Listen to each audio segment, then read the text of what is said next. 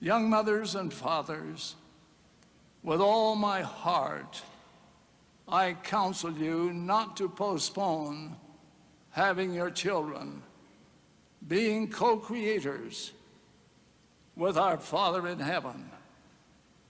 Do not use the seasoning of the world, such as we'll wait until we can better afford having children, until we are more secure, until John has completed his education, until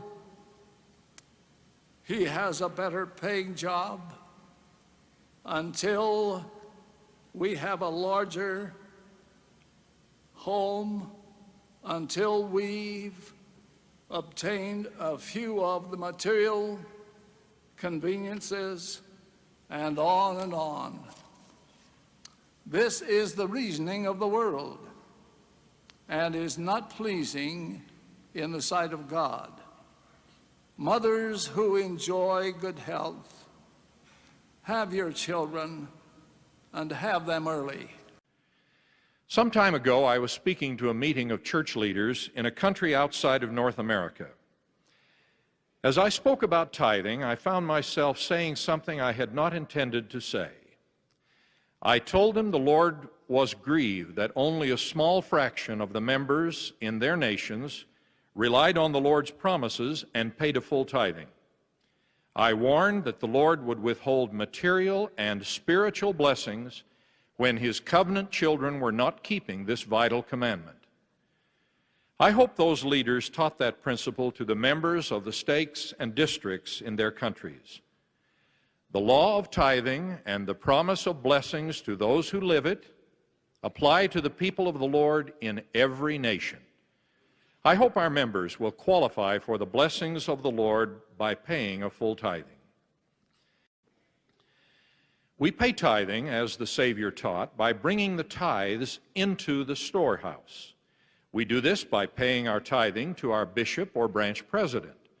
We do not pay tithing by contributing to our favorite charities. The contributions we should make to charities come from our own funds, not from the tithes we are commanded to pay to the storehouse of the Lord. Are you a full tithe payer? Initially, it takes faith to tithe.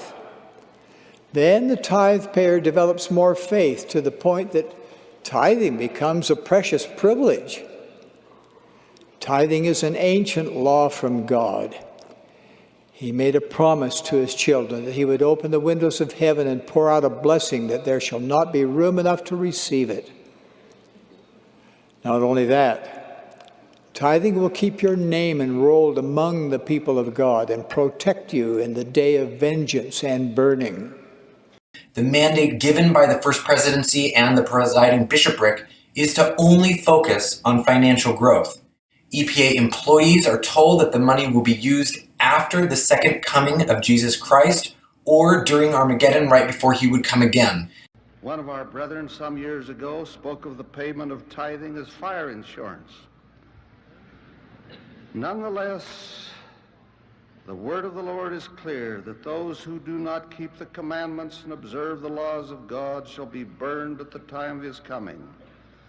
For that shall be a day of judgment, a day of sifting, a day of separating the good from the evil.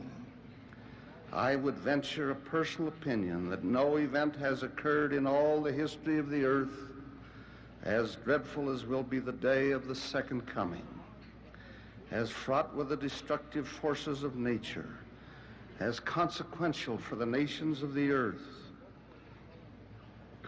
as terrible for the wicked, and as wonderful for the righteous.